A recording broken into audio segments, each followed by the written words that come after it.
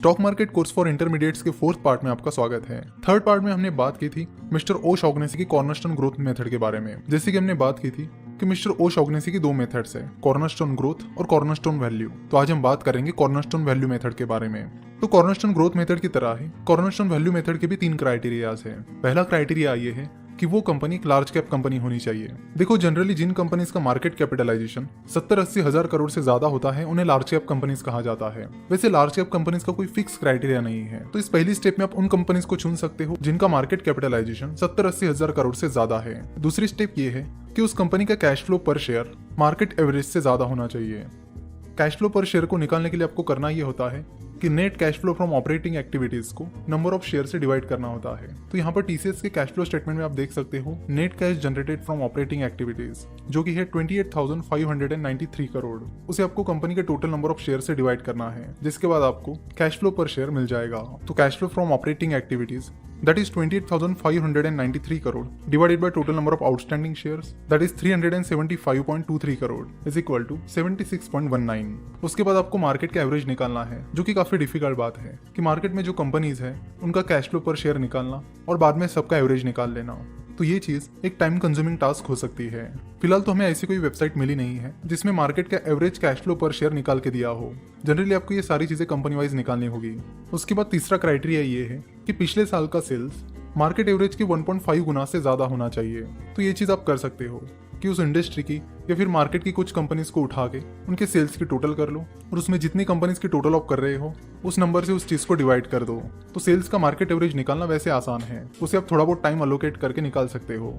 तो यह है मिस्टर ओ शॉगनेसी के कॉर्नरस्टोन वैल्यू के 3 क्राइटेरियाज। तो जो कंपनीज इन तीनों क्राइटेरियाज को क्रैक करेगी उन कंपनीज के शेयर प्राइस ने पिछले 1 साल में कैसे परफॉर्म किया है उसके अनुसार अरेंज करना होगा। लेट से पिछले 1 साल में किसी कंपनी की शेयर प्राइस 40% से बढ़ी है और बाकी सारी कंपनीज की शेयर प्राइस 40% से कम से बढ़ी है, तो जिस कंपनी की शेयर प्राइस पिछले साल 40% से बढ़ी है वो सबसे ऊपर आएगी। और इसी तरह सीक्वेंस वाइज आपको कंपनीज को लगाना है और उनमें इन्वेस्ट करना है। तो मिस्टर ओ शॉगनेसी की कॉर्नरस्टोन वैल्यू मेथड भी आपको screener.in पर मिल जाएगी। आप screener.in पर जाकर स्क्रीन पर क्लिक कर लीजिए और यहाँ पर ओ शॉगनेसी टाइप कर लीजिए या फिर शॉगनेसी टाइप कर लीजिए, सर्च बॉक्स पे क्लिक कर लीजिए।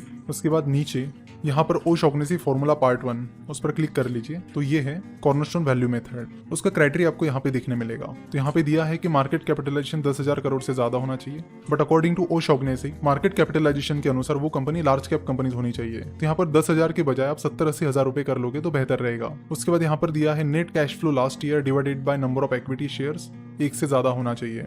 यानी जो सेकंड क्राइटेरिया है वो यहाँ पर दिया गया है कि कैश फ्लो पर share that is net cash flow last year divided by number of equity shares market average से ज्यादा होना चाहिए, ये था। लेकिन यहाँ मार्केट एवरेज की बजाय उन्होंने सिंपली कर दिया है 1 से ज्यादा होना चाहिए। उसके बाद सेल्स ग्रोथ इन्होंने डाली है 15% से ज्यादा होनी चाहिए। मिस्टर ओ शॉगनेसी का क्राइटेरिया कह रहा था कि पिछले 1 साल का सेल्स मार्केट एवरेज से 1.5 टाइम्स ज्यादा होना चाहिए। और कॉर्नरस्टोन वैल्यू मेथड में डिविडेंड यील्ड की कोई बात नहीं थी, तो आप हटा भी सकते हैं। तो यहाँ पे ओ शॉगनेसी की कॉर्नरस्टोन वैल्यू मेथड के लिए जो क्वेरी डाली है वो एग्जैक्टली राइट नहीं है, बट कोशिश की गई है कि इससे ये मेथड सॉल्व हो जाए। तो आप यहाँ पर आपके रिक्वायरमेंट के अनुसार नंबर्स चेंज कर सकते हैं। यहाँ net cash flow last year divided by number of equity shares is greater than 1, तो 1 की जगह आप और कोई नंबर भी डाल सकते हैं आपके रिक्वायरमेंट के अनुसार। और सेल्स ग्रोथ आपको कम ज्यादा चाहिए तो वो भी आप कर सकते हैं और उसके बाद इस क्वेरी को रन कर सकते हैं। तो screener.in पर कॉर्नरस्टोन वैल्यू मेथड के लिए जो क्वेरी दी गई है वो कम्प्लीटली राइट नहीं है, तो उसे आप अवॉइड भी कर सकते हैं और खुद से कैलकुलेट करना ही प्रीफर कर सकते हैं। कॉर्नरस्टोन वैल्यू मेथड और कॉर्नरस्टोन ग्रोथ मेथड ये दोनों भी मेथड्स थोड़ी रिस्की है, क्योंकि इनमें कई सारे फैक्टर्स नहीं है, जैसे कि डेट फैक्टर नहीं है, एसेट फैक्टर नहीं है। कॉर्नरस्टोन वैल्यू मेथड इसलिए रिस्की है कि यहाँ पर प्रॉफिटेबिलिटी की बजाय सेल्स पर फोकस किया गया है। अगर किसी कंपनी का सेल्स काफी ज्यादा भी है तो उसका ये मतलब नहीं है कि वो कंपनी अच्छा खासा प्रॉफिट कमाएगी।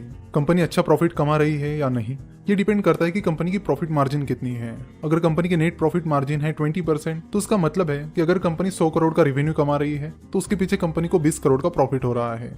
तो बस किसी कंपनी का सेल्स देखकर आप उस कंपनी की प्रॉफिटेबिलिटी का अंदाजा नहीं लगा सकते। तो कॉर्नरस्टोन वैल्यू मेथड पर प्रॉफिटेबिलिटी पर फोकस नहीं किया गया है। हाँ, यहाँ पर कैश फ्लो पर जरूर फोकस किया गया है, जो कि अच्छी बात भी है, पर साथ ही इस मेथड में प्रॉफिटेबिलिटी से रिलेटेड कम से कम एक फैक्टर होना चाहिए था। वैसे इन दोनों भी मेथड्स ने मिस्टर जेम्स ओ शॉगनेसी के लिए बहुत अच्छा परफॉर्म किया है। उन्होंने इंडाइसेस को आसानी से बीट कर दिया है। आशा करता हूँ कि कॉर्नरस्टोन ग्रोथ मेथड और कॉर्नरस्टोन वैल्यू मेथड, ये दोनों भी मेथड्स आपको अच्छे से समझ में आई होगी। वैसे ये मेथड्स काफी इंटरेस्टिंग है और इनका थीसिस समझने की आप कोशिश कीजिए कि क्या चीजें सोचकर इन मेथड्स को बनाया गया है, जिससे आपको अपनी खुद की स्ट्रेटेजी डेवलप करने में मदद होगी। तो अब तक हमने मेनली 2 इन्वेस्टर्स की स्ट्रेटेजीज कवर की है, मिस्टर जोएल ग्रीनब्लैट और मिस्टर जेम्स ओशॉग्नेसी। नेक्स्ट पार्ट में हम ऐसे ही सक्सेसफुल इन्वेस्टर की स्ट्रेटेजी कवर करने की कोशिश करेंगे। आज का ये लेक्चर देखने के लिए और हमसे जुड़े रहने के लिए आपका बहुत बहुत धन्यवाद।